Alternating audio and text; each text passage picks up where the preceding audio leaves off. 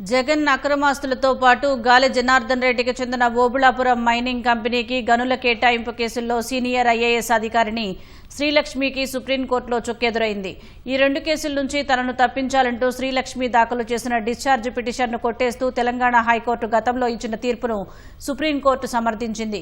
ఓఎంసీకి నిబంధనలు అనుగుణంగానే గనులు కేటాయించినట్లు శ్రీలక్ష్మి వివరణ ఇచ్చుకోగా గనుల శాఖ కార్యదర్శిగా అనేక ఉల్లంఘనలకు పాల్పడినట్లు సిబిఐ కౌంటర్ ఇచ్చింది. ఓబుళాపురం మైనింగ్ కంపెనీకి అక్రమంగా గనులు కేటాయించడంలో శ్రీలక్ష్మి కీలకంగా వ్యవహరించారని, క్యాప్టివ్ మైనింగ్ అనే పదాన్ని తొలగించి అక్రమాలకు ఆమె బాటలు వేశారని సిబిఐ స్పష్టం చేసింది. గనులు కేటాయించేందుకు శ్రీలక్ష్మి లంచం కూడా డిమాండ్ చేసినట్లు సాక్షులు వాంగ్మూలం ఇచ్చారని కోర్టుకు తెలిపిన సిబిఐ ఆమె అక్రమాలన్నీ విచారణలోనే తేలుతాయన్నారు. సిబిఐ వాదనల్ని పరిగణలోకి తీసుకున్న సుప్రీంకోర్టు శ్రీలక్ష్మి వేసిన డిశ్చార్జ్ పిటిషన్ను కొట్టేసింది. వేరే కేసుగా భావించి ఇందులో తొలుత స్టే ఇచ్చామని, ఇప్పుడు ఆ పొరపాటును సవరిస్తున్నామని సుప్రీంకోర్టు న్యాయమూర్తి జస్టిస్ సుందరేష్ అన్నారు. పొరపాటుగా ఇచ్చిన స్టేను నిందితులు ఎంజాయ్ చేశారని వ్యాఖ్యానించారు. విచారణ కొనసాగించాలని ట్రయల్ కోర్టును ఆదేశించారు.